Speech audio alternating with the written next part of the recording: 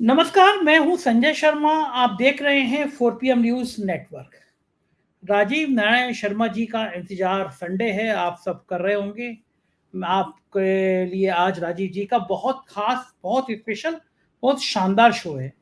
एक किताब है ये और बहुत बहुत लाजवाब किताब है। Around the world with 4 samosa प्रवेश जैन हैं। इस किताब की कुछ ख़ासियत है जो आज मैंने राजीव जी से डिस्कशन की है।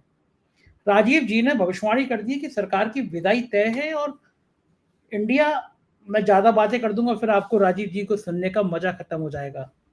एनडीए और इंडिया गठबंधन को लेके बड़े-बड़े विस्फोट किए हैं राजीव जी ने।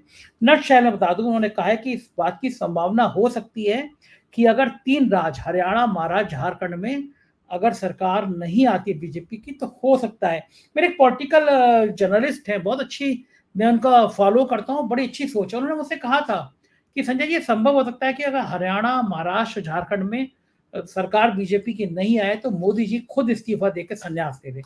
अब पता नहीं क्या होगा। मैंने राजीव जी से पूछे सवाल, बहुत सारे सवाल पूछे आज राजीव जी से, बहुत बढ़िया शो हुआ है। मैंने पूछा कि अगले संडे को मैं पूछूँगा कि यूपी में योगी जी की विदाई होगी या नहीं होगी? या अगले संडे को मैं उनसे सवाल पूछूँगा। एडवांस में मैंने उनको बता दिया। हर बार की तरह मैं फिर कह दे रहा हूँ कि राजीव जी पढ़े लिखे हैं, इंजीनियर हैं, लेकिन शौक था अध्यात्म का, सालों अध्ययन करके अध्यात्म की दुनिया में आ गए। अगर आपको ज्योतिष में रुचि हो तो आप देखिए शो, ना हो ना देखिए। मेरी ज्योतिष में रुचि है इसलिए मैं ये शो करता हूँ। कुछ भविष्यवाणियाँ सही होंगी, कुछ भविष्यवाणियाँ गलत होंगी, आपकी मर्ज़ी, आप ये शो देखें या ना देखें, लेकिन देखेंगे तो मज़ा आएगा। और एक रिक्वेस्ट मेरी आपसे और, क्योंकि आप मेरे दोस्त हैं, आप मेरे हमदर्द हैं, चैनल को जॉइन करना और सब्सक्राइब करना ना भूलिए। नीचे जॉइन बटन है, चैनल को जॉइन जरूर कीजिएगा।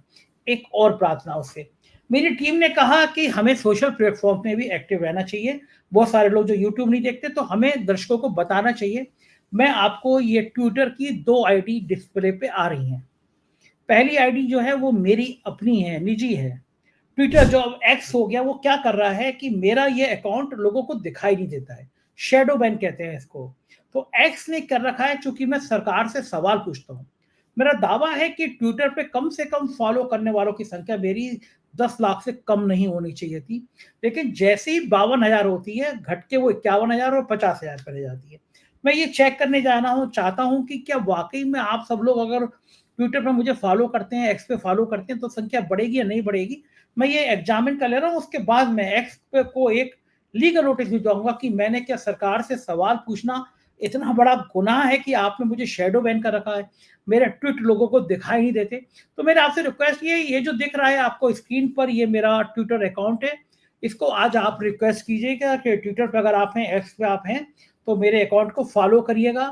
मैं ट्विटर पे बहुत सारी घटनाएं डालता रहता हूँ, जो ताज़ा घटनाक्रम होता है, मेरी राय आती रहती है। ये दूसरा जो आईडी देख रहे हैं आप, ये 4 पीएम न्यूज़ नेटवर्क की है। इसमें तरह-तरह की जो खबरें लेटेस्ट होती हैं वो आती रहती हैं, तो आपसे दोनों से रिक्वेस्ट है कि इन दोनों आईडी को आप आज ही ट्विटर को ज़रूर फॉलो कीजिएगा। ये जो आप फेसबुक देख रहे हैं, ये 4 पीएम न्यूज़ नेटवर्क का फेसबुक अकाउंट है। आपसे रिक्वेस्ट है इसको भी करिएगा। और ये जो इंस्टाग्राम देख रहे हैं आप, ये मेरा व्यक्तिगत इंस्टाग्राम है। और ये दूसरा जो इंस्टाग्राम आ रहा है, ये इंस्टाग्राम 4 पीएम न्यूज़ नेटवर्क का है। तो आज मैं आपसे थोड़ा सोशल अपने जो ग्रुप हैं उनमें एक्टिव होने की रिक्वेस्ट कर रहा हूँ। इन सबको आप प्लीज़ फॉलो कीजिएगा, मुझे बताइएगा आपने किया या नहीं किया। मैसेज में मैं देखता रहूँगा आप कर रहे हैं या नहीं कर रहे हैं, आपको दिया रहेगा। बहुत टाइम नहीं लगा रहा हूँ, बस दोना पुनः आपसे ये निवेदन, चैनल को जॉइन कर लीजिएगा सुनने से पहले, क्योंकि बहुत मज़ेदार बातें होनी हैं। चलते हैं सीधे राजीव जी के पास। 4 पीएम न्यूज़ नेटवर्क में स्वागत है राजीव नारायण शर्मा जी आपका। मुझे कभी-कभी लगता है कि यूट्यूब की दुनिया भी कितनी अच्छी होती है, कितने अच्छे-अच्छे लोगों से मुलाकात होती है। ये एक किताब मेरे को मिली और किताब का नाम है around the world with 4 samosa. और ये प्रवेश जैन जी हैं, उन्होंने लिखी है। अगर यूट्यूब नहीं होता तो मेरी शायद प्रवेश जैन जी से मुलाकात नहीं होती। एक जी, बड़े उद्योगपति हैं, किताब अमेज़न पे उपलब्ध है। एक बड़े उद्योगपति, काफ़ी बड़े उद्योगपति हैं। और जब इंडस्ट्रियलिस्ट होता है, बिज़नेसमैन होता है, तो वो क्या करता है, वो हर समय 2 के 4, 4 के 8, 8 के 16 इसमें जुटा रहता है। तो यूट्यूब के माध्यम से मेरी मुलाकात हुई प्रवीण चंद जी से। फिर पता चला कि ये 26 सालों से लगभग 100 एक वृद्धावस्था आश्रम चलाते हैं। ओह! 100 लोग ऐसे हैं जिनकी उम्र 90 साल से ज़्यादा है। और पिछले कई सालों से 10-12 सालों से लगातार वो उनके आश्रम में रहते हैं और कोई कोई एक पैसा चंदा नहीं लेते, किसी का कोई डोनेशन नहीं लेते। प्रवेश जैन जी जो कमाई करते हैं अपनी इंडस्ट्री से, उससे वो आश्रम चलाते हैं, वृद्धावस्था आश्रम चलाते हैं और इतनी बड़ी संख्या में लोग वहाँ पे रहते हैं। उनके लेख देश के बड़े-बड़े अखबारों में छपते रहते हैं और एक बड़ी शानदार किताब। मुझे इस किताब को आपसे बात करते हुए मुझे इस संदर्भ में याद आया कि around the world with 4 samosa, क्योंकि ये किताब भी एक इंजीनियर की कहानी है। आप भी पेशे से इंजीनियर हैं और ये इंजीनियर की कहानी है। हाँ, मुझे और कोई बता भी रहा था इस किताब के बारे में। हाँ, किसी ने जिक्र किया था कि राजीव जी आप इस किताब को जरूर पढ़िएगा, तो मैं मौका लगेगा तो मैं मंगा के जरूर पढ़ूंगा इसको। राजीव जी, कुछ लोग कैसे होते हैं, मतलब इनके भी कुछ ग्रह होते हैं कि आदमी इतना बड़ा उद्योगपति इंडस्ट्री चला रहा है लेकिन संग में एक वृद्धावस्था आश्रम चला रहा है, जो लोग किसी के नहीं है, जिनके फैमिली ने छोड़ दिया, बिना किसी से 1 रुपया वो किसी से आज तक उन्होंने चंदा नहीं लिया, किसी ने सहयोग नहीं दिया कि एनजीओ अपने पैसे से 100 80 90 100 ऐसे बुजुर्गों को पालना पोलना। तो क्या ये भी एक जन्म पत्री में, जन्म स्थान में कोई ग्रह होता है कि आप बिजनेसमैन हो गए तब भी आपको ऐसे काम करने हैं? और आर्टिकल देश के बड़े-बड़े अखबारों में इनके आर्टिकल भी छपते रहते हैं। प्रवेश जैन जी बहुत शानदार आदमी हैं। तो क्या ये जन्म जब आदमी लेता है तो क्या ये भी कोई ग्रह होता है कि आप ऐसे समाज सेवा करोगे ऐसे? जी बिल्कुल बिल्कुल, आपको बता देता हूँ। देखिए, हमारे वेदों के अनुसार धर्म, अर्थ, काम और मोक्ष, ये 4 जो है पुरुषार्थ कहे गए। ये डॉक्ट्राइन है, मतलब आपकी सारी वर्किंग को, एंटायर ह्यूमन बर्थ को 4 मतलब क्लासिफाई किया गया है 4 कैटेगरी में। तो इसमें वो कहते हैं धर्म के आधार पर अर्थ कमाइए, उसका भोग कीजिए और फिर उसके बाद मोक्ष के लिए आप प्रयास कीजिए। मोक्ष का मतलब ये होता है मोह का क्षय। आपको बताते हैं मरने के बाद मोक्ष किसी ने नहीं देखा।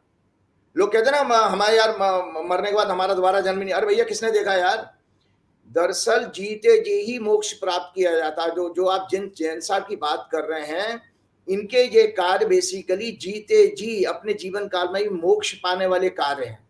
क्योंकि मोक्ष का शाब्दिक अर्थ समझ लीजिए, दर्शक आपके समझें, मोह प्लस क्षय, मतलब जहां पर अटैचमेंट का लॉस होता हो वो मोह कहा गया है। तो अटैचमेंट क्या है? एक उद्योगपति बहुत पैसे कमा रहा है और वो दौलत इकट्ठी कर रहा है, प्रॉपर्टी बना रहा है, गाड़ियां खरीद रहा है, ऐशो आराम कर रहा है, बच्चों पे लुटा रहा है। जैसे मुकेश अंबानी जी का हाल है कि उन्होंने पूरी दुनिया को तहस नहस कर दिया। पूरा एक ही मीडिया दिखाई दे रहा है, न बेटा न बेटी की दुम, और वो बेटा भी चल नहीं पा रहा है, इतना हेल्थ की उसको बहुत इश्यू है उस लड़के को। तो खैर, हम विषय पे आते हैं।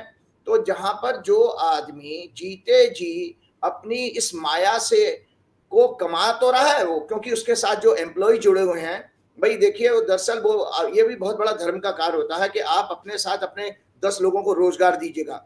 उद्योगपति जो बिजनेसमैन थे, बेसिकली उनकी एक तरह की समाज सेवा भी होती है, क्योंकि सरकार सबको नौकरी नहीं दे सकती है। ठीक बात है। ये कॉर्पोरेट के लोग होंगे, बिजनेस करेंगे तो 10 20 50 100 लोगों, तो वो व्यक्ति देखिए पैसा कमाने के साथ साथ ये इस तरह के वृद्धाश्रम चलाना और ये सब कार्य कर रहा है, तो ये जीते जी मोक्ष पाने का प्रत्यक्ष उदाहरण है। वो इसका मैं शाब्दिक आध्यात्मिक दृष्टि से बता देता हूँ। शंकराचार्य जी ने जो आध्यात्म मतलब स्पिरिचुअल ग्रोथ के लिए जो 4 जो है क्या नाम है स्टेप्स बताए थे, उसमें एक वैराग्य आता है। तो ये वैराग्य का भाई जो आपका डिटैचमेंट होती है, डिटैचमेंट का मतलब कब होता है? हिंदी में वैराग्य कहते हैं, मतलब राग का विपरीत। राग होता है अटैचमेंट, कि वो अपना दौलत अपने लिए रखें। तो ये जैन साहब ये जीते जी मोक्ष का कारक बन रहे हैं, उनको जीते जी मोक्ष मिलेगा। और जो ज्योतिष की आपने बात की, तो आपको बता दे तो मोक्ष का घर हमारे ज्योतिष में 12वां घर माना गया है। 12वां घर देखिए, मजे की बात देखिए, 12वां घर जेल जाने का भी है, 12वां घर ईडी सीबीआई इनकम टैक्स के छापे का भी है, 12वां घर अस्पताल में जाने का भी है। तो मैं आपको बहुत बड़ी अब एक रिसर्च बता रहा हूँ, मेरी अपनी काउंसलिंग की एक यूएसपी है। यूएसपी समझते हैं ना, कि मेरी एक पूरी स्टाइल बन चुकी है। जब मैं किसी व्यक्ति का 12वां घर देख लेता हूं, तो मैं कहता हूं भैया देख, तेरे पास जो तूने जमा रखा है या तो चोरी हो जाएगा, या तू जेल जाने वाला है, या अस्पताल में भर्ती होने वाला है। तो उस घर का एक पॉजिटिव सिग्निफिकेंस है, वो है दान। दान, आप समय पर आप दान करते रहिए तो आपकी वो सांसारिक जो पीड़ाएं जितनी गिनाई है मैंने, वो नहीं होंगी। जैसे उदाहरण के तौर पर दर्शकों को बताता हूं, हमने इस तरह के उपाय बताते हैं। ये जो कंठी माला पहनाना, अंगूठी नग पहनाना, ये उपाय कोई नहीं काम करते हैं। हमारे ऋषियों ने ज्योतिष में साक्षात ये कहा है, कर्मों के ग्रहों से आशीर्वाद लेने के लिए सबसे सर्वोत्तम उपाय कहा गया है। एक तो परमात्मा के शरण में हमेशा रहना चाहिए, मतलब जप और सेवा। आप देखिए एंटायर सिखिज्म जो है, सिख धर्म जो है पूरा इसी सेवा भाव पर टिका हुआ है। अब सिखों में देखिए कहीं भी दुनिया में कोई क्राइसिस आ जाए वो लंगर लगाने पहुंच जाते हैं। ठीक है ना? कोरोना में हाँ, कोरोना में तो अरे कोरोना यूक्रेन और रशिया का जब वार शुरू हुआ था, जो यूक्रेन बॉर्डर पर पहुंच गए वो विदेशों में, आपके जो कोई विदेश मंत्री जब पहुंचे थे वो वहां सिखों के गुरुद्वारा में रहे हैं, वहां पर बॉर्डर पर जहां फाइट हो रही थी। तो ये जो जैन साहब कर रहे हैं ये बेसिकली एक प्रकृति का नियम है। हमको ये मानना चाहिए, हम जब मनुष्य कहते हैं हमारा जो शरीर है वो पंच तत्व से मिलकर बना है, पृथ्वी, जल, अग्नि, वायु और आकाश। मिट्टी से बने हैं, बाद में मिट्टी बन जाते हैं हम, सत्य है जीवन का। तो आप देखिए प्रकृति का हर हिस्से को आप एनालाइज कीजिएगा। सूर्य आपको करोड़ों साल से रोशनी दे रहा है, उसका कोई चार्ज आता है, आपका बिल आता नहीं। इंद्र देवता पानी बरसा रहे हैं बिना किसी वाटर बिल के, वो इसी तरह वायु चल रही है बिना किसी आपके चार्ज के। इसी तरह जितनी भी प्रकृति में आप पेड़ों में पानी दीजिए ना दीजिए, लेकिन वृक्ष बड़े होते हैं, छाया देते हैं, आपको फल देते हैं, आपसे लेना देना नहीं है लेकिन वो आपको फल भी देंगे। और इसी तरह जितने भी बर्ड्स हैं, नाना प्रकार की चिड़ियां वगैरह, ये भी आपका मनोरंजन करती रहती हैं, कोई आपसे नहीं मांग रहा। तो हमारे शास्त्रों में, हमारे वैदिक शास्त्रों में कहा गया है कि प्रकृति का मूल स्वभाव देना है, देना, गिविंग। और इसको इसीलिए, और आपको पता है इसको यज्ञ कहा गया। यज्ञ केवल हवन करना नहीं होता है, यज्ञ जो है, यज्ञ शब्द जो आता है यज्ञ धातु से बना है। यज्ञ मतलब देना, ऑफर करना। तो जो जैन साहब कर रहे हैं वो बेसिकली यज्ञ का प्रतीक है, वो यज्ञ कर रहे हैं। ये देखिए यज्ञ मैंने आपको बता दिया ना कि आपका सामाजिक कल्याण के लिए कोई कार्य करना, एनजीओ चलाना, ये सर्वोत्तम यज्ञ है मानव का, जीते जी। तो इसी तरह से, और देवता का शाब्दिक अर्थ भी बताते हैं। देवता कोई बड़े बड़े महंगे गहने पहनने वाले नहीं होते थे, मैंने आपके पिछले प्रोग्राम में ही बता दिए थे। देवता और राक्षस दरअसल ये हमारे अंदर के गुणों के आधार पर हम देवता बनते हैं और राक्षस बनते हैं। और देवता का अर्थ, अब जैसे आप उसको ही देख लीजिएगा, मैं बात में निकल के आई तो मुझे ये भी शेयर करना है। अब राहुल गांधी ने स्मृति ईरानी को जिस तरह की भाषा, जो ट्रोल आर्मी लगी होगी, मतलब जो अलग अलग सोशल मीडिया पे अटैक हो रहे थे, कितना सुंदर उदाहरण दिया। अमित शाह, मोदी, भाजपा संघ को प्रेरणा लेनी चाहिए राहुल गांधी से, कि राहुल गांधी दरअसल एक संत है, पॉलिटिशियन तो वो है ही। उसके परिवार में आप देखिए एक उसको जो संस्कार मिले हैं, उसकी कुंडली में भी है। मैंने हमेशा ही कहा है कि राहुल गांधी की जो कुंडली मैंने आप लोगों को दिखाई है, कि राहुल गांधी की ये कुंडली है। ये देखिए राहुल गांधी का 19 जून 1970 का जन्म है, बृहस्पति लगन में बैठे हैं, सूर्य उसके 9वें घर में बैठा, दया करुणा के भाव में। तो जो दया करुणा का भाव जो होता है, जब तक आपके अंदर दया करुणा का भाव नहीं होता, तो ज्योतिष के सिद्धांत बता रहा हूं, जो जैन साहब वाले उदाहरण बता दिए, इसी से एक सब्जेक्ट क्लियर कवर होता है कि जिस व्यक्ति के अंदर दया, करुणा, नैतिकता, एथिक्स और मॉरलिटी नहीं होगी, वो कभी एनजीओ का काम ही नहीं कर सकता। बिल्कुल सही कह रहे हैं आप, ठीक है ना? क्योंकि सब धर्म का सर्वोत्तम हाउस जो है धर्म का माना गया है। धर्म के जो 3 त्रिकोण कहे गए हैं, 4 प्रसाद होते हैं, लगन, 5वां घर और 9वां घर, ये जो है धर्म के हाउस होते हैं। तो लगन से उत्तम 5वां, 5वें से उत्तम 9वां, ये धर्म के श्रेष्ठतम हाउस है। इसी तरह का अर्थ होता है, अर्थ पैसा कैसे कमाया जाता है, 2nd हाउस, 4th हाउस और आपका जो है 6th हाउस, ये पैसा कमाने के। 2nd हाउस आपका क्या नाम, 2nd हाउस, 6th हाउस और 10th हाउस, ये आपके पैसे कमाने के हैं। और काम त्रिकोण कहे गए हैं 3, 7 और 11 हाउस डिजायर के माने गए हैं, सांसारिक भोगों के माने गए हैं। और जो मोक्ष के घर माने गए हैं संजय जी, वो माने गए हैं, आप देखिए 5वां मैंने आपको बताया धर्म के अर्थ जो माने गए हैं, धर्म, अर्थ, काम, मोक्ष 4था, और 8वां और 12वां घर, ये मोक्ष के घर माने गए हैं। तो इसका अर्थ ये है कि जो जैन साहब कर रहे हैं वो बेसिकली देवताओं वाला गुणगान। देवता का अर्थ, शाब्दिक अर्थ है देने वाला, जो देता है, क्योंकि सूर्य देता है ना, इसीलिए देवता कहा गया। आपको पता है वृक्ष भी देता है, इसीलिए हमारे यहाँ आदिवासी लोग पेड़ों की पूजा करते हैं ना। हम पीपल की पूजा करते हैं, हम बरगद की पूजा करते हैं। क्यों करते हैं? कोई देवी, हमें तो वो क्या प्रत्यक्ष कोई हमको फल मिल रहा है नहीं मिल रहा है हमें नहीं पता, लेकिन वो सृष्टि को वो दे रहे हैं, इसलिए पूजा की जाती है। तो वो गाय माता को भी हम देवता की श्रेणी में क्यों रखते हैं? क्योंकि वो देती है। जो जो व्यक्ति देता है वो देवता के अर्थ में आता है। तो ये जैन साहब का उदाहरण मैंने आज इसी तरह सब्जेक्ट क्लियर कर दिया। बढ़िया। 9वां घर जागृत नहीं होगा और 12वां घर नहीं आएगा तो आप कभी भी इस तरह के कार्य कर नहीं सकते हैं। एक छोटी सी उपाय और बताता हूं दर्शकों के लिए, जो मैं उपाय अक्सर ज्योतिष में काउंसलिंग में बताता हूं कि जैसे मान लीजिए मैंने आपकी कुंडली में संजय जी देखा कि दुर्घटना हो गई, खून बहने का योग है, तो जानते हो हम लोग क्या उपाय बताते हैं? हम कहते हैं भैया 1 यूनिट ब्लड डोनेट करके आ जा।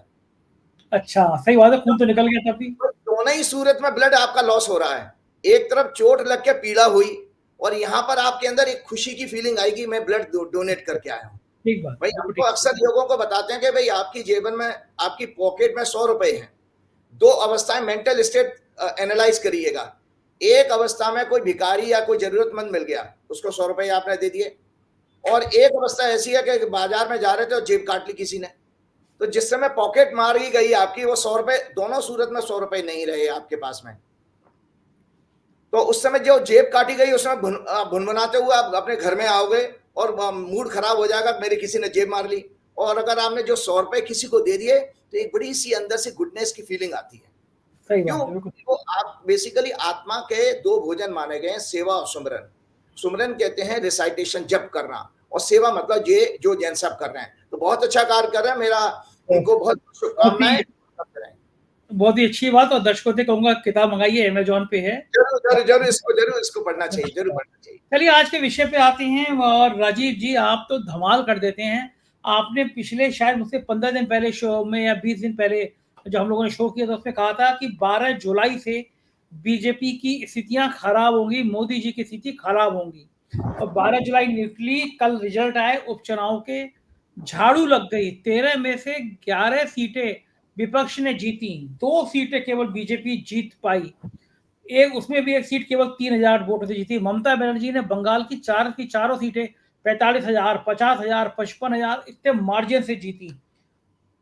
ये उपचुनाव के नतीजे तब आए हैं जब 2-3 महीने बाद महाराष्ट्र और हरियाणा में चुनाव होने वाले हैं, और इन नतीजों ने इंडिया गठबंधन में फिर खुशी की लहर दौड़ा दी है। आपने कहा था कि 12 जुलाई से बीजेपी की बहुत बुरी स्थिति होने वाली है, तो क्या माना जाए कि आज तो आपकी भविष्यवाणी सही ही हुई? और क्या माना जाए कि अब कम से कम शांति पड़ जाएगी, अब और बुरा नहीं होगा? क्योंकि उत्तर प्रदेश में भी 10 विधानसभाओं के उपचुनाव होने वाले हैं, तो अब शांति रहेगी या फिर यूपी में भी कुछ ऐसे नतीजे आएंगे? बहुत अच्छी बात। देखो दर्शकों में ये मैं हॉरोस्कोप दिखा रहा हूं जो इंडिया अलायंस फॉर्म हुआ था, ये इंडिया अलायंस।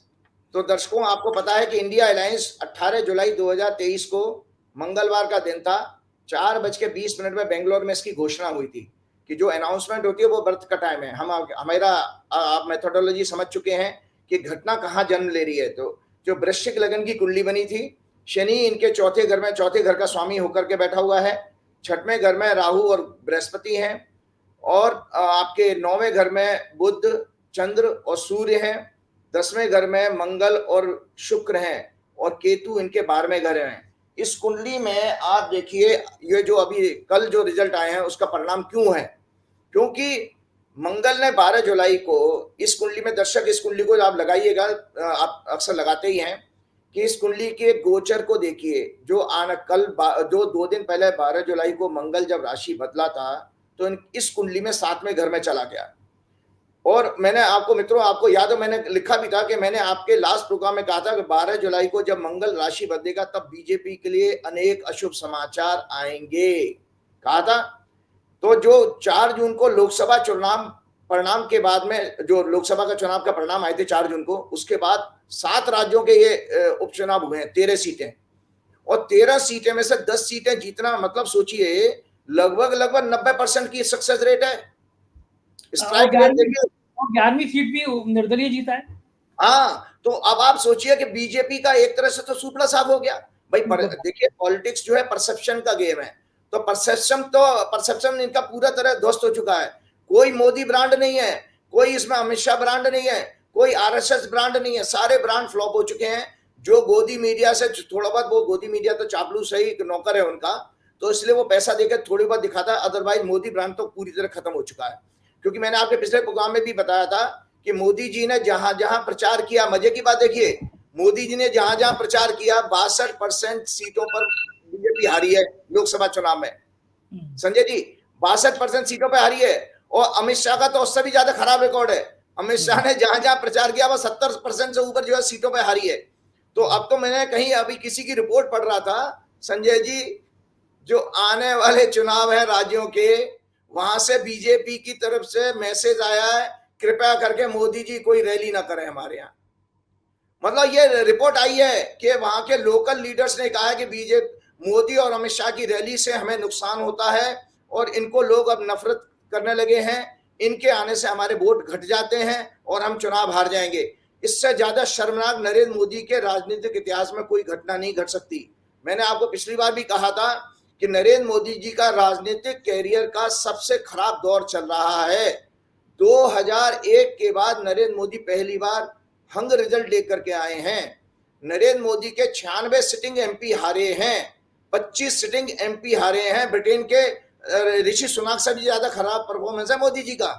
62% सीटों पर प्रचार किया, वहां पर हारे हैं। और अभी तो इन सीटों में आप देखिए भगवान भी कैसा दंड दे रहा है। अयोध्या के बाद वो बद्रीनाथ की सीट भी हार गए। सही बात है। मोदी जी अगर आपके अंदर थोड़ी सी भी शर्म बाकी है तो कृपया करके ये धोती पहन के और ये हिंदू धर्म के पाखंड को प्रचार करना बंद कर दीजिए। विवेकानंद जी की जो विवेकानंद मेमोरियल में उन्होंने ध्यान किया था उसकी भी फोटो रिलीज हुई है संजय जी, उसमें चश्मा लगाकर मेडिटेशन कर रहे हैं। बताओ कौन सा आदमी ऐसा बेवकूफ होगा जो चश्मा लगा के मेडिटेशन करेगा। मतलब इस आदमी को हो क्या गया है, पता नहीं इस आदमी को क्या, पता नहीं सनक है क्या, भगवान जाने, भगवान इनको सद्बुद्धि है, हम तो यही कहेंगे। तो आप देख रहे हैं कि ये नरेंद्र मोदी जी का खराब दौर है इतना कि नरेंद्र मोदी जी को कोई अब पसंद नहीं कर रहा है, जबरदस्ती थोपा जा रहा है इस देश को।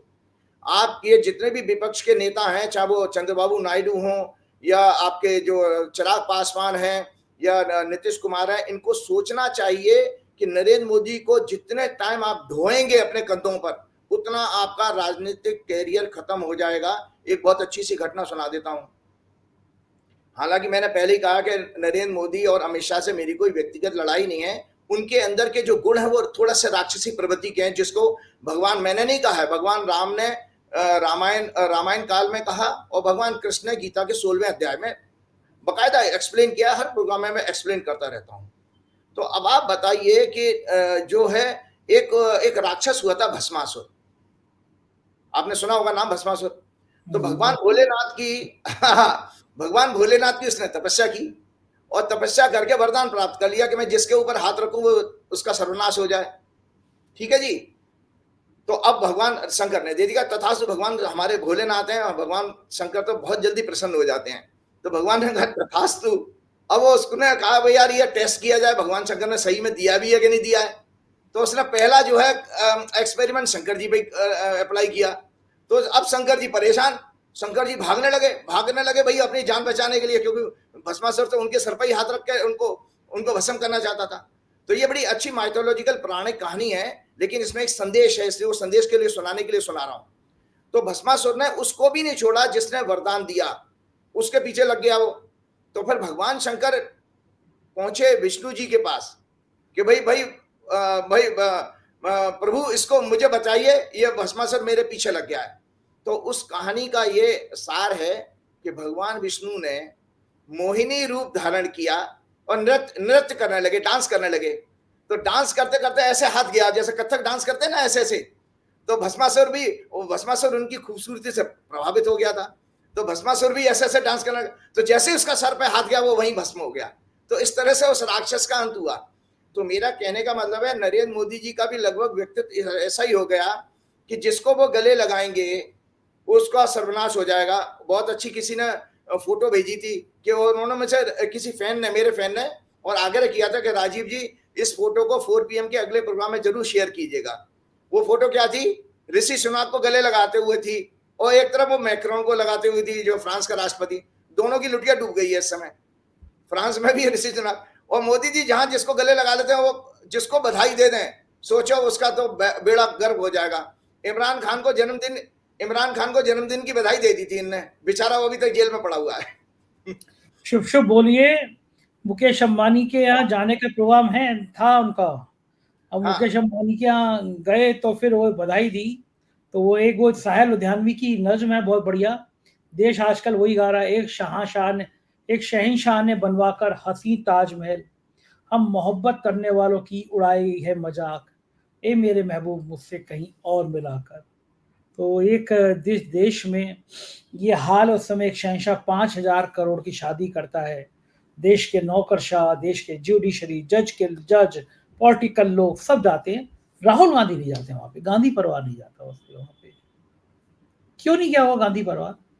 देखो, मैंने इसलिए, देखो गांधी परिवार इसलिए नहीं गया, देखिए दरअसल क्या है कि आपको ये समझना पड़ेगा, जब तक अच्छा नेता वो नहीं होता, जैसे आपने जैन साहब का उदाहरण दिया था, अच्छा नेता बेसिकली भगवान कृष्ण ने कहा है, भगवान कृष्ण ने गीता में कहा है कि हे अर्जुन, जो समाज में प्रतिष्ठित व्यक्ति होते हैं, मेरे दर्शक ध्यान से सुने, जो प्रतिष्ठित व्यक्ति होते हैं, चाहे वो राजनीतिज्ञ हो, चाहे वो व्यापारी हो, चाहे वो किसी समाज सेवी हो, उनको अपना आचरण ऐसा रखना चाहिए। और आचरण कैसा होगा? देश काल पात्र के हिसाब से। मान लीजिए आपका, अब अंबानी का क्यों क्रिटिसाइज करने वाला ये कार्य है, क्योंकि हमारा देश की मूल आत्मा देखिए, 80 करोड़ से ज्यादा लोग 5 किलो अनाज पे जिंदा है, ठीक है। और जैसा आप, कोई मुझे बता रहा था, एक रिपोर्ट पढ़ रहा था कि उन्होंने, जियो ने और एयरटेल ने अपने चार्जेस बढ़ा दिए, अब इस पब्लिक से पैसा लूट रहे हो, उसको पैसे का नंगा नाच कर रहे हो, नंगा नाच है ये बेसिकली। राजीव जी सोशल मीडिया पे एक मीम चल रहा है, मजाक उड़ा रहे लोग, ये कह रहे हैं कि विजय माल्या में लाख बुराई हो, लेकिन उसने अपने बेटे की शादी के लिए बियर के रेट नहीं बढ़ाए, अंबानी जी ने तो बेटे की शादी के लिए जियो के रेट बढ़ा दिए। ये मीम चल रहा है वहां। हाँ, तो वही इसीलिए तो मैं बता रहा हूं कि सही मायने में आप भोगी और योगी का अंतर कैसे करेंगे। एक योगी का जो उदाहरण आपने जैन साहब के रूप में शुरुआत में दे दिया था, ये, और मुकेश अंबानी का एक भोगी के रूप में है। और आपको दर्शकों को जानकारी होना चाहिए, मैंने पहले ही आपको पिछले प्रोग्राम में कहा था, भारत का शाब्दिक अर्थ बताया था। भारत का शाब्दिक अर्थ है जो ज्ञान में रत है, मतलब जो हमेशा ज्ञान में रहता है। उस ज्ञान का मतलब मॉडर्न डिग्री नहीं है, उस ज्ञान का मतलब है आत्मज्ञान। और आत्मज्ञान क्या होता है कि संसार में हमको सब कुछ छोड़ करके जाना है। जब तक आपके अंदर वैराग्य नहीं है, तब तक आप संसार के लिए योगी नहीं कहलाओगे।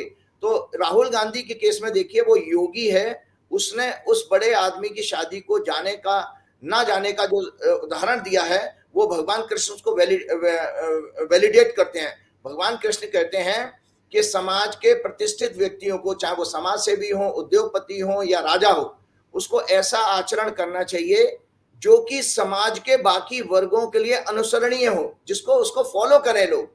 क्योंकि अगर आप देखिए, आप ऐसा पैसे का बर्बादी करेंगे, इसमें कितने हजारों लोगों का परिवार पल सकता था। अब आप बताइए कि जितने भी हमारे पिछले 10 सालों में जो प्राकृतिक विपदाएं आई हैं या हमारे आंदोलन हुए हैं, नरेंद्र मोदी तो संवेदनहीन है ही, वो तो सभी लोग जानते हैं। वो कभी किसी के घर में नहीं जाते हैं, कभी किसी को गले नहीं लगाते हैं। कोई भी बता दे नरेंद्र मोदी विदेशी राष्ट्राध्यक्षों के अलावा किसी को गले लगाते हुए, अपने भाजपा में किसी को नहीं लगाते। कभी गडकरी के साथ कोई फोटो देखी है आपने? राजनाथ के साथ देखी है? नड्डा के साथ देखी है क्या आपने? शिवराज सिंह चौहान के साथ देखिए कोई फोटो जप्पी मारते हुए मोदी जी के? नहीं। जबकि आप देखिए, राहुल गांधी ने हाथरस की घटना घटी तो वहां पर वो देखो मिल के आया, जो 121 लोग मारे गए थे। उसके बाद मणिपुर 3 बार चक्कर लगा चुके हैं। मैं एक बहुत अच्छी खूबी इनकी नेहरू गांधी परिवार की बताता हूं। मैं जब छोटा था, स्टूडेंट था संजय जी, तो मेरा जन्म स्थान मैंने आपको बताया फिरोजाबाद मेरा जन्म का जिला है। तो जब विश्वनाथ प्रताप सिंह उस समय चीफ मिनिस्टर हुआ करते थे, और उस दौरान एक क्या नाम, साड़ूपुर करके गांव था फिरोजाबाद जिले का, उसमें 16-17 दलितों की हत्या कर दी थी छविराम गैंग ने। छविराम डाकू हुआ करता था। उस छविराम, वो जब 16-17 दलितों की हत्या करी थी, तो उस दौरान इंदिरा गांधी, हमें याद है, वहां पर हवाई जहाज से आई थी और उस गांव में मिलने गई थी। और आपने वे विचित्रता देखी हो, राहुल गांधी, प्रियंका और इंदिरा गांधी और राजीव गांधी, तो हमने देखा है ये गरीब से गरीब आदमी को गले लगा लेते हैं। तो आपको बता दें, ज्योतिष का एक कारण ये भी होता है।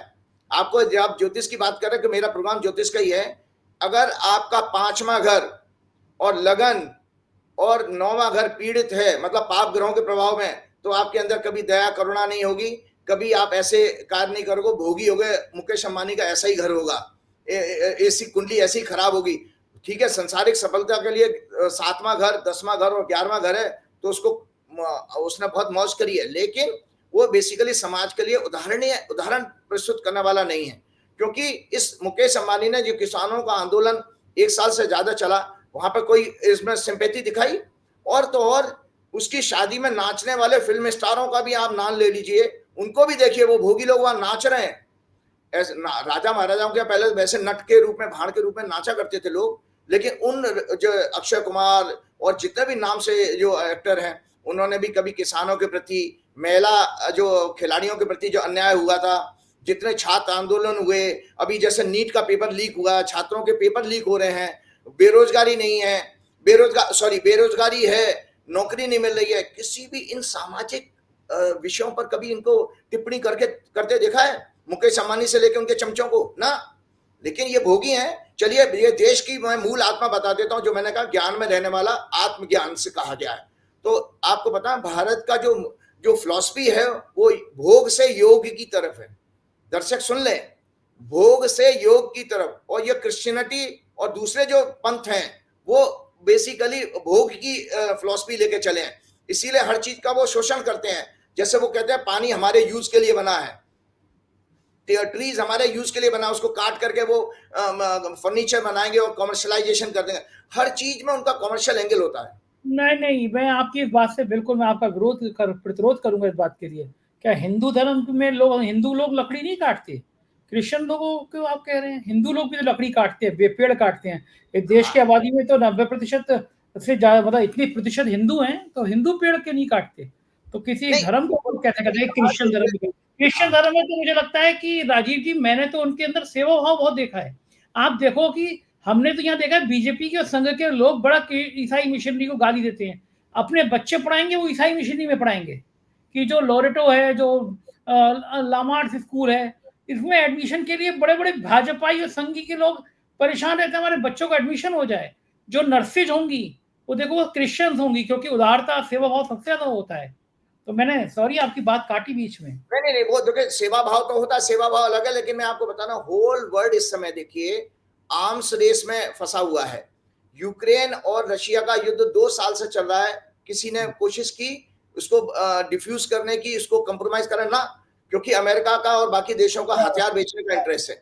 तो इसलिए आप ये देखिए कि सबको सोचना पड़ेगा कि हम जा किस तरफ बने। ये बात नहीं, अपवाद सब जगह होते हैं। अपवाद, आपने बिल्कुल ठीक कहा कि हमारे हिंदूज का जो सबसे बड़ा जो हिंदू धर्म था, वो शब्द ही गलत है, मैंने अपने पिछले प्रोग्राम में कहा था। हिंदू शब्द दरअसल मुसलमानों का दिया हुआ है। हम वैदिक धर्म है, वैदिक धर्म को हमने पढ़ना पढ़ाना बंद कर दिया, जिसके कारण हम उसका मूल सार नहीं हमको पता लगा है। अच्छा, एक सेकंड, सॉरी, में एक चीज मुझे मजेदार याद आई। आपने कहा कि हिंदू धर्म नहीं है, तो आप ज्योतिषाचार्य हैं, आप ब्राह्मण हैं, आप पढ़े लिखे विद्वान हैं, तो आप पे कोई उंगली नहीं उठाएगा। स्वामी प्रसाद मौर्य ने कहता हिंदू कोई धर्म नहीं है, तो पूरी बीजेपी पिल गई थी उनके ऊपर कि देखो ये पापी आदमी, ये कैसे कह रहा है हिंदू कोई धर्म नहीं है। तो मुझे आप कह दो, आप ब्राह्मण हो, ज्योतिषाचार्य हो, आप कह दो कि हिंदू धर्म नहीं है, तो आपको 100 खून माफ है। और कोई दूसरा व्यक्ति हो, खासतौर से विपक्ष का व्यक्ति कहते कि हिंदू धर्म नहीं है, हिंदू एक परंपरा है, तो उस पर सब लोग सवार हो जाएंगे। ये तो अन्याय है ना। तो आपको बताया, ये आपकी पुस्तक दिखाई थी, ये पुस्तक लोग अपने घर में खरीदे, हिंदुत्व ए वे ऑफ लाइफ, किसकी लिखी हुई है ये देखिए, सुरुचि प्रकाशन की किताब है, ये सुरुचि प्रकाशन है। हाँ, और आपको ये किताब नहीं लिखी हुई है, सुप्रीम कोर्ट का जजमेंट था और 1994 में आया था, 1994 में, ठीक आज से 30 साल पहले। और आपका 30 साल पहले आया, तो मैं अभी इस विषय पे आऊंगा, लेकिन मैं अपना वो प्रोग्राम खत्म कर लूं। ये जो विषय था हमारा इंडिया अलायंस का, तो मैंने कहा इंडिया अलायंस की घोषणा 18 जुलाई 2023 को हुई थी 4:20 पर। वर्तमान में इनकी दशा, बहुत अच्छी भविष्यवाणी करने जा रहा हूं आज, वर्तमान में इनकी दशा शनि शुक्र शनि की चल रही है। शनि इनके सिंहासन के भाव मतलब 4थे भाव में वह है, और लग्नेश मंगल शुक्र सत्ता के भाव में 10वें भाव में बैठे हैं। सत्ता का भाव 10th हाउस होता है। सिर्फ 2 दिन पहले मंगल इनके जब 7वें भाव में आया, 7th हाउस में आ गया मंगल, अभी गोचर में वृश्चिक लगन में, जहां इनका 5वें घर का स्वामी गुरु है। इस मंगल ने लगन पर दृष्टि दी और साथ ही 10वें भाव में स्थित जन्म के मंगल और शुक्र पर भी दृष्टि दी है। तो कभी भी अच्छी घटना तब घटती है जब जन्म के ग्रह प्रभावित हों ट्रांजिट के प्लेनेट से। तो दृष्टि शुक्र को भी दृष्टि से प्रभावित किया। परिणाम आपके सामने है, कल के रिजल्ट इस मंगल का गोचर 45 दिन का होने वाला है संजय जी, 45 डेज रहता मंगल एक राशि में। इंडिया अलायंस आने वाले इन दिनों में मोदी शाह भाजपा का संसद और संसद के बाद सड़कों पर बुरी तरह हावी होगा और इनके साथ विपक्ष के अन्य दलों के साथ गठबंधन का भी योग बन रहा है। इंडिया अलायंस का एक्सपेंशन होने का टाइम है और जो दल हैं वो इनके साथ जुड़ने जा रहे हैं मंगल के कारण, क्योंकि इनका लगन मजबूत हो गया ना। टॉरस राशि में मंगल आया 12 जुलाई को, तो वृश्चिक लगन को देख रहा है, लगन को मजबूत कर रहा है। इनके 10वें घर में मंगल था, अन्य दलों के साथ गठबंधन का योग बना जो इन्हें सत्ता के करीब पहुंचाएगा।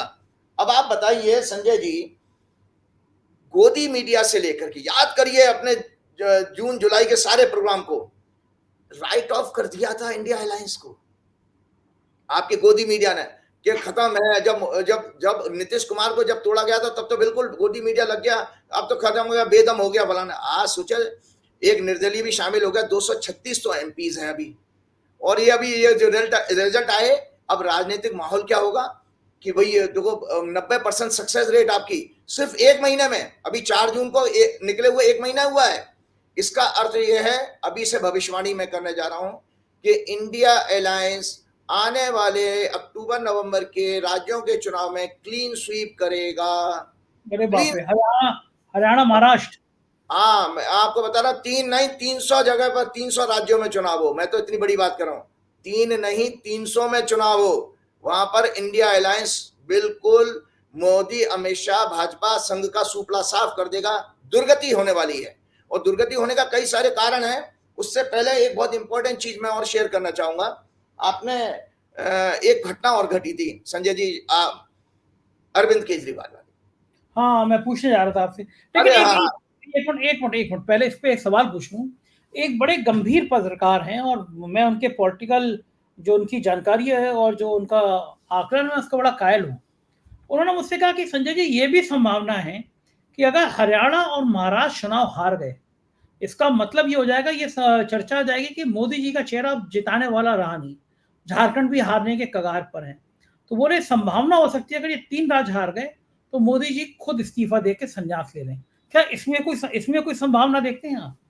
और आज मुझे 5 मिनट प्रोग्राम बड़ा हो जाए कोई बात, मैं इस विषय को जरूर बोलने वाला हूँ। तो सुनिए, पहले तो अरविंद केजरीवाल की बहुत अच्छे आप पार्टी के लिए, अरविंद केजरीवाल के परिवार के लिए देखिए, लगातार जब इनको पहले वो इंटरिम बेल मिली थी चुनाव से प्रचार से पहले, तब भी हनुमान जी ने मेरे जरिए ही वो बात कहलवा दी थी और वो उनको मिली थी। उन्होंने आपके प्रोग्राम में शायद मेरा नाम भी लिया था, केजरीवाल जी ने कहा था। तो उसके बाद अगर काश जो उनके लोगों ने जिन्होंने मुझे संपर्क किया था, काश वो मेरी बात मान लेते, अगर वो अपील उस समय पीरियड करते तो शायद रिजल्ट कुछ और होते। क्योंकि होता ना कि ज्योतिष का सब लोगों को इतना भरोसा नहीं हो पाता है। लेकिन अरविंद केजरीवाल को आप देखिए, मेरा ट्वीट दिखाइएगा कि क्या कोई देश में ऐसा ज्योतिषी या किसी भी प्रोफेशन में कोई आदमी ऐसा है संजय जी जो रेजर शार्प तरीके से प्रेडिक्शन कर सके। मतलब गर्दन कटने का पूरा जुगाड़ है और मैं ऐसे पंगे लेता रहता हूं। और कौन कर रहा है? ये हनुमान जी का आशीर्वाद रहता है। बंबई से किसी एक फैन ने मुझे फोन किया, मैसेज किया था, राजीव जी आज आपकी परीक्षा है, वो सुप्रीम कोर्ट का जजमेंट आने वाला, 12 जुलाई की बात बता रहा हूँ, सुबह। तो बोले कुछ बताइए। मैंने कहा मैं 4 PM के प्रोग्राम में बता तो चुका हूँ, बेल मिल जाएगी उसको। बोले नहीं आज का एक ट्वीट बनता है। तो मैंने ठीक है अभी लीजिए। तो ट्वीट दर्शकों दिखाईगा, मैं आपको भेजूंगा। संजय जी 10:10 पर सुप्रीम कोर्ट खुलता तो नहीं है उस समय, सुप्रीम कोर्ट को 10:30 बजे के बाद ही खुलेगा।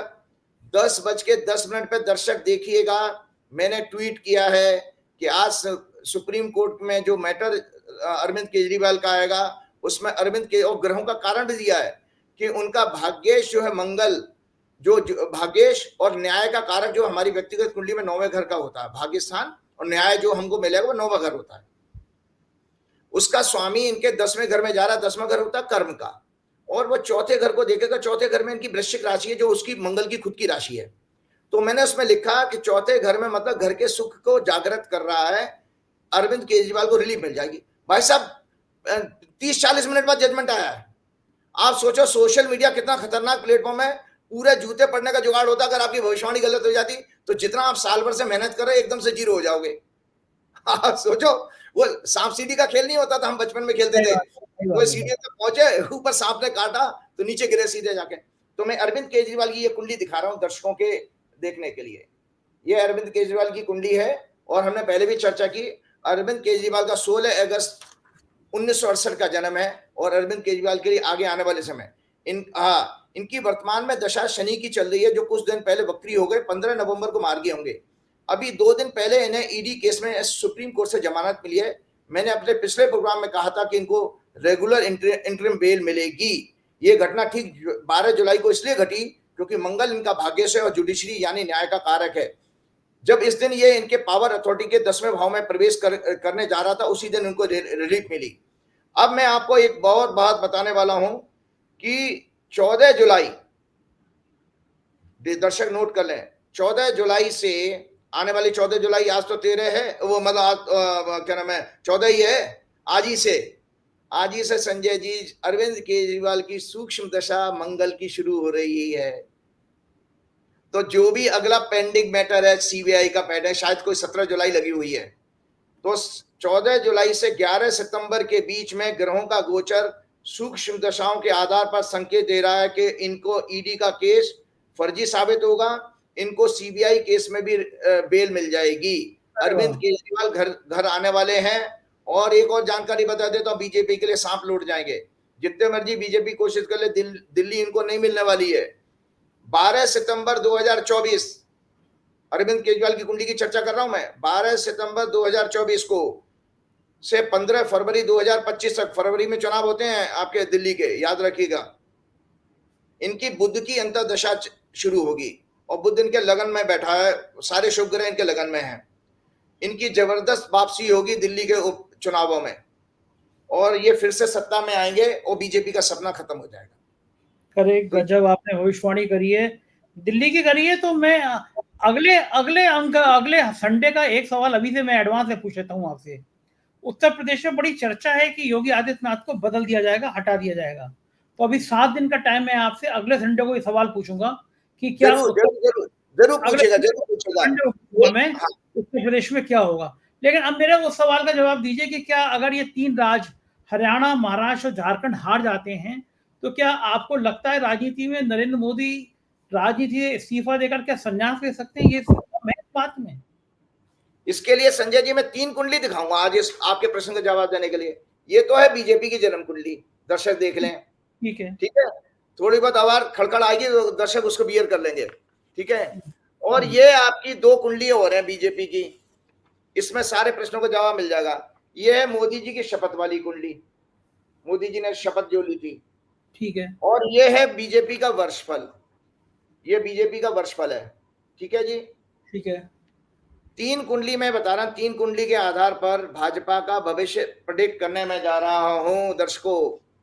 मोदी जी का भी, हाँ भाजपा का, हाँ मंगल का गोचर जो 12 जुलाई को बदला है और भाजपा का भविष्य, मैंने हेडिंग राइटअप पॉइंट्स बना लिए थे। भाजपा की जन्म कुंडली में ये 12वें भाव में प्रवेश कर गया है। मंगल इनकी कुंडली में झगड़े के भाव का लॉर्ड है और सहयोगियों के 3rd हाउस में वक्री शनि राहु से पीड़ित है। जन्म की कुंडली में सहयोगियों का जो घर होता है एलाइस का, वो 3रा घर होता है। 7वां घर गठबंधन का होता है, किसी को भी कहीं भी आप इस्तेमाल कर सकते हैं। 3रा घर एलाइस का, 7वां घर कॉन्ट्रैक्ट गठबंधन का, शादी का होता, मैरिज हनीमून भी कहते हैं उसको। शनि राहु से पीड़ित है, जिनका इनका मंगल बहुत पीड़ित है। गोचर के इस मंगल की दृष्टि 7वें भाव यानी गठबंधन पर पड़ रही है जो 12 जुलाई को बदला है। इनका 4 जून के बाद हुए एनडीए का हनीमून टूटने जा रहा है। समझ में आ गए? गठबंधन में कोई दरार पड़ने वाले, चाहे नीतीश हो, चाहे चंद्रबाबू नायडू हो, या मांझी हो, या कोई भी हो, ये मंगल की दृष्टि 7वें घर पे जा रही है। इसका मतलब गठबंधन टूटने जा रहा है, सरकार गिरने का संकेत है। इसलिए बता आपको चैलेंजिंग भविष्य। कौन सा टाइम बताया आपने? ये 12 जुलाई से योग बन गया, शुरू हो गया है, ठीक है। आगे बता रहा हूं, मतलब हनीमून टूटने का, गठबंधन बिखरने का योग बन रहा है, जिसका प्रभाव 90 दिन तक रहेगा, 90 डेज तक, 90 डेज तक। क्यों? बीजेपी की कुंडली में ये अभी टॉरस राशि में है, फिर में मिथुन में जाएगा, मिथुन उसका लगन है बीजेपी का, तो ये गठबंधन को डैमेज कर देगा। ये गोचर का मंगल भाजपा, और जो भाजपा की वर्षफल की कुंडली दिखाई थी उसमें भी ये मंगल का गोचर खराब आ रहा है। ये गोचर भाजपा के वर्षफल की कुंडली में तीसरे और अष्टम भाव का स्वामी, 8th हाउस मृत्यु का होता, डेथ का, और 3rd भाव पर दृष्टि देकर सहयोगियों से मतभेद होकर संबंध टूटने का संकेत दे रहा है। मतलब दूसरी कुंडली के अनुसार भी भाजपा में बिखराव आ रहा है। 90 दिन तक बहुत खराब समय है। अब मोदी जी की शपथ की कुंडली पे आ जाता हूं, जो मैंने अभी दिखाई है। ये मंगल मोदी 3-3-0 की कुंडली में भी 6वें भाव यानी झगड़ा संघर्ष का स्वामी है।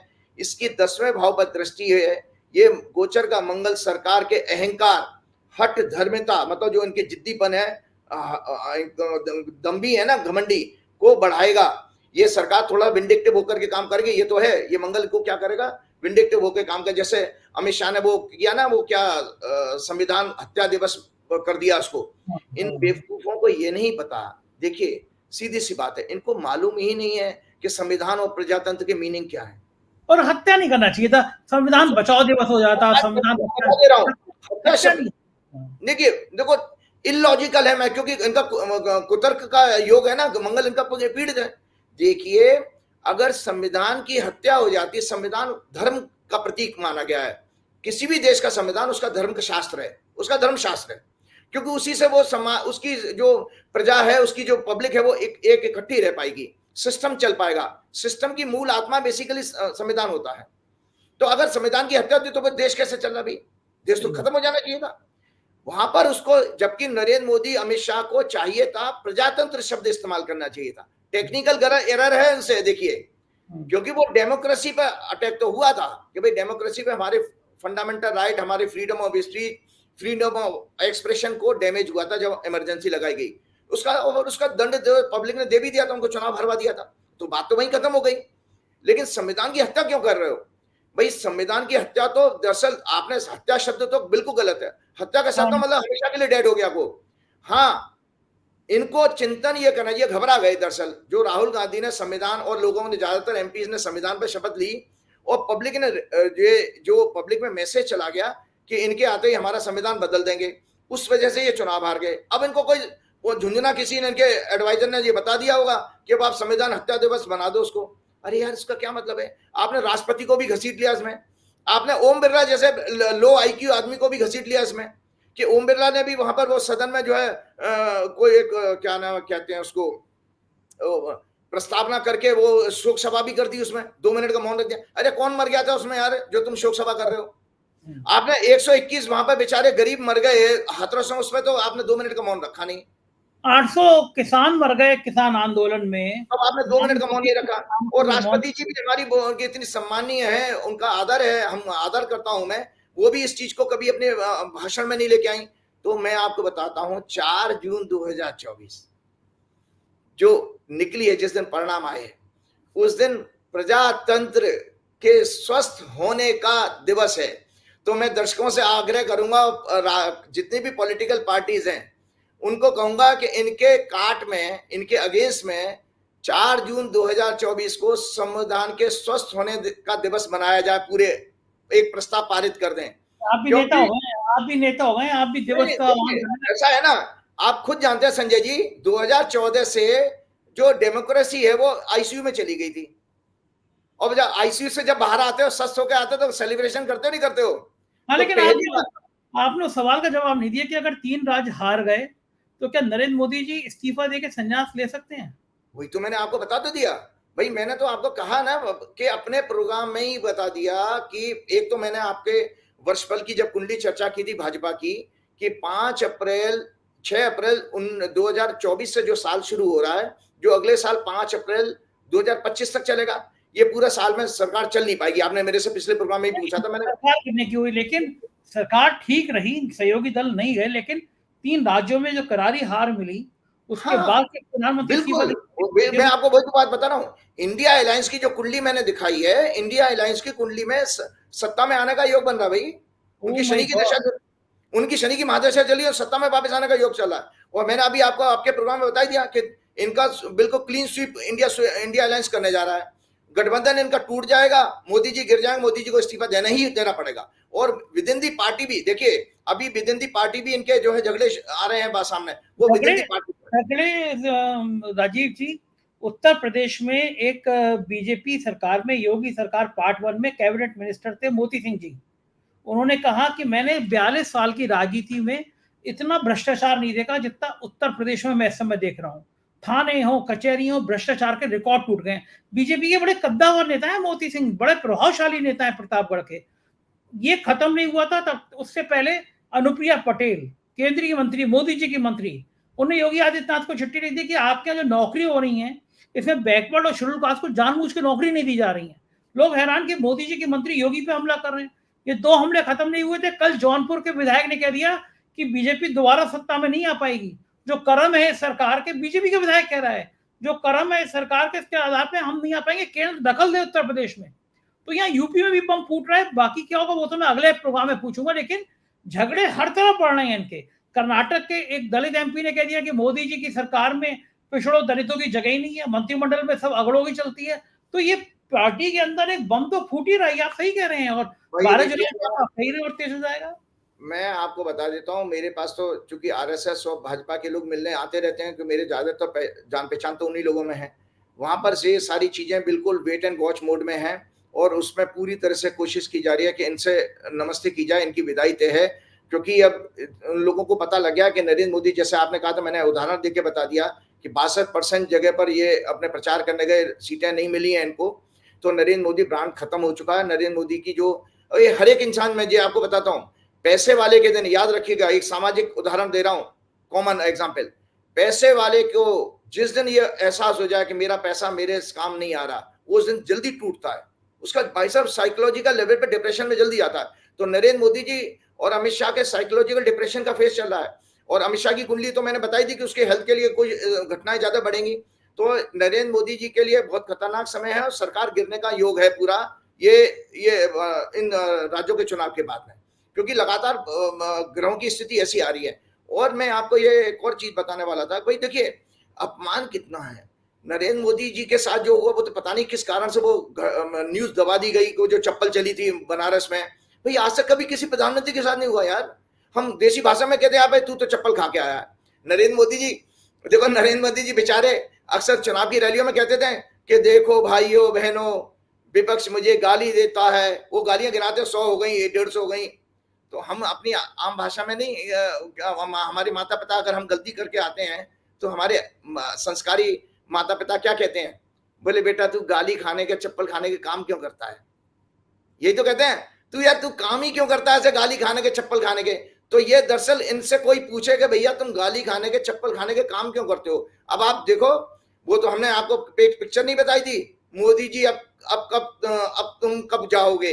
ये देश अब आवाज उठा रहा है कि मोदी जी तुम कब जाओगे, अतिथि कब जाओगे। एक पिक्चर बनी थी परेश रावल की, उसी पर हम चलते चलते एक बहुत अच्छी बात कहने वाला हूं मैं, कि देखिए जो फेक फैक्ट्री 2010 से चलाई गई थी, उसका बहुत बड़ा नुकसान हुआ समाज में।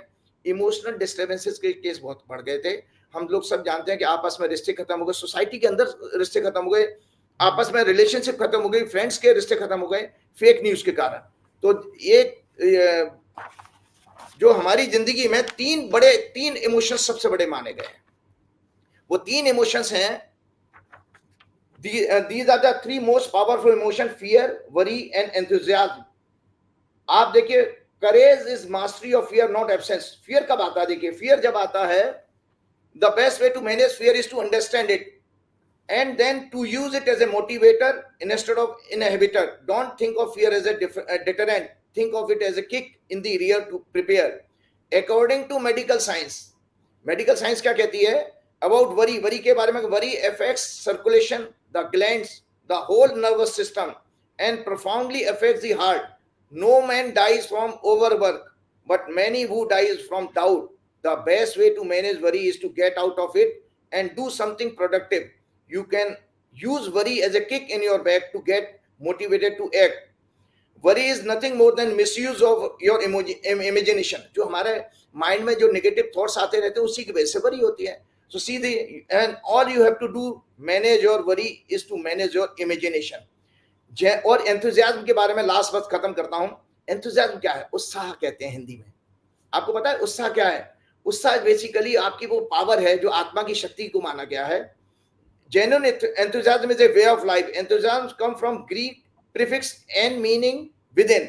एंथुजियाज्म EN जो है वो उसका मीनिंग है within, and the word theos which means God, put them together and we have a brilliant definition of enthusiasm, God within, जो हमारे अंदर भगवान है वही उत्साह है। Enthusiasm and success are twins and it's hard to find one without the other। आपकी success किसी भी क्षेत्र में हो, अगर आपके अंदर उत्साह नहीं है तो आप देखिए कभी भी जो है सक्सेसफुल नहीं हो सकते। और चलते चलते एक भक्ति की बात बता देता हूँ। भक्ति के बिना आप अपनी वरीज, इमोशंस, इमेजिनेशन को प्यूरिफाई नहीं कर सकते। तो भक्ति में 4 सहायक माना गए हैं, उसमें है शास्त्र, गुरु, एंथुजियाज्म उत्साह, और जो है आपके क्या नाम है वैराग्य। बिना इसके आपकी भक्ति डेवलप नहीं होती। तो चलते चलते श्री गुरु चरण सरोज रज, निज मन मुकुर सुधार, वर्णो रघुवर विमल जसु, जो दायक फल चार, बुद्धिहीन तनु जान के, सुमरो पवन कुमार, बल बुद्धि विद्या देव मोह, हरऊ कलेश विकार। 4 एक जरा सा डेफिनेशन बता दूं, रिमाइंडर है कि विकार और कलेश क्या होते हैं, लोगों को जानना चाहिए। देखिए 5 विकार कहे गए। विकार कहते हैं, अंग्रेजी में कहते हैं disorder, mental disorder is called विकार। वो कहे गए काम, क्रोध, लोभ, मोह, इच्छा, निंदा करना, चुगली करना, झूठ बोलना। आप जितना इसमें लिप्त रहेंगे उतना मेंटली आपकी माइंड की थॉट्स वेव बिगड़ जाएंगी। और कलेश कौन से गए? कलेश को कहा ट्रिबुलेशंस एंड डिस्ट्रेस कहा गया, मिजरी भी कहा गया।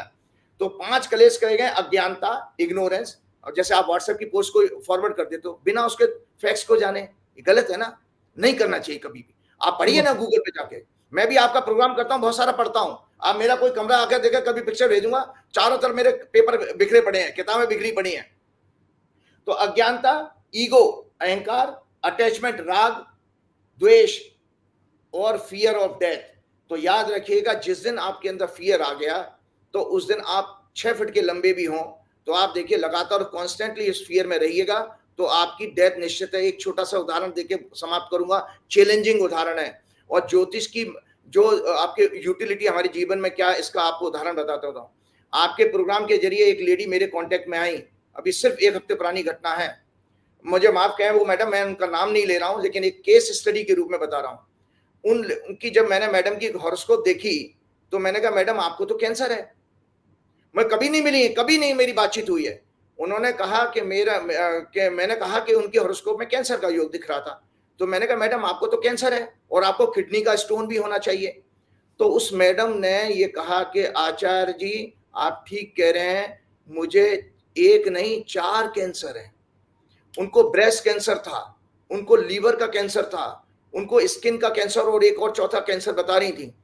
और वो बता रही थी कि मुझे किडनी में स्टोन भी हो चुके हैं। तो भाई साहब संजय जी, मैं आपको बता रहा हूं, कुछ सेकंड के लिए तो मेरा शरीर ठंडा हो गया। अब मुझे लगा कि मैं इस लेडी को क्या काउंसलिंग दूं जिसके सामने सर्टेन डेथ दिखाई दे रही है। तो मैं फियर का एग्जांपल आप पे ये केस सुना रहा हूं। तो मैंने कुछ सेकंड के बाद अपने आप को संभाला।